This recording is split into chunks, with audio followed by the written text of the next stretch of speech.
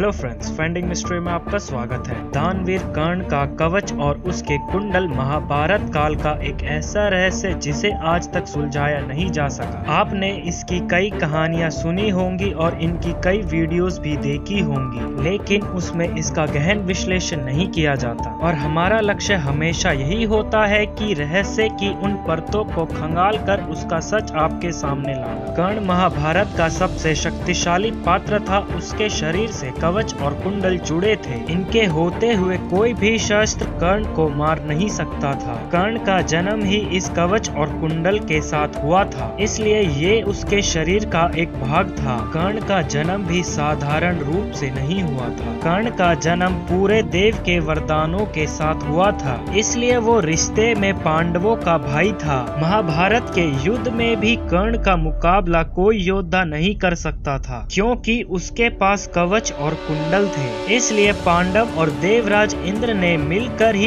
कर्ण के कवच और कुंडल उससे अलग करके उसे हराने का सोचा, क्योंकि एक यही आखिरी रास्ता था। देवराज इंद्र ने एक साधु का भेष धारण कर लिया था, और जब कर्ण सूर्य देव की पूजा कर रहा था तब इंद्र ने कर्ण से उसके कवच और कुंडल मांगा। कर्ण को इसके बारे में पहले से पता था, लेकिन वो सबसे बड़ा दानवीर था, इसलिए उसने निसंकोच कवच शरीर से अलग किया और कुंडल भी उतार कर दे दिए। इसी वजह से कर्ण को महाभारत में हराया जा सका। इसके बाद कर्ण का कवच और कुंडल के बारे में ज्यादा नहीं बताया गया और इसे एक रहस्य ही बनाकर रखा गया। बताया जाता है देवराज इंद्र इस कवच और कुंडल को लेकर स्वर्ग लोग गए थे, लेकिन छल से पाई गई चीज को स्वर्ग नहीं ले जा सके तो इसे धरती पर ही छिपा दिया गया। इसके बाद चंद्रदेव ने इसे चुराना चाहा, लेकिन समुद्र देव ने ऐसा होने से रोक लिया। तब से ये कवच और कुंडल उसी जगह पर मौजूद है। इस जगह को इस समय के ओडिशा के कोरनाक में माना जाता है। कहा जाता है कि इसी जगह पर कहीं उसे छुपाया गया है, लेकिन सवाल यही है आखिर कहाँ पर। अब एक बार हम इन सब की लॉजिकल एक्सप्लेनेशन जानने की कोशिश करते हैं। वो कवच शरीर को किसी भी शस्त्र से बचा सकता था, चाहे वो भगवान शिव का पाशुपाश अस्त्र क्यों ना हो। वहीं उन कुंडलों में अमृत था जो अमर जीवन देता था। लेकिन उसके बाद चंद्रदेव समुद्र देव की कहानी को सही से समझे तो एक ऐसी जगह जहां पर चांद देखा जा सके और वो समुद्र को भी छूता हो। कोणार्क में सूर्य मंदिर, जिसे 13वीं शताब्दी में बनाया गया था, लेकिन इससे पहले भी यहाँ पर कई बार मंदिर बना और उसे आक्रमणकारियों ने तोड़ा।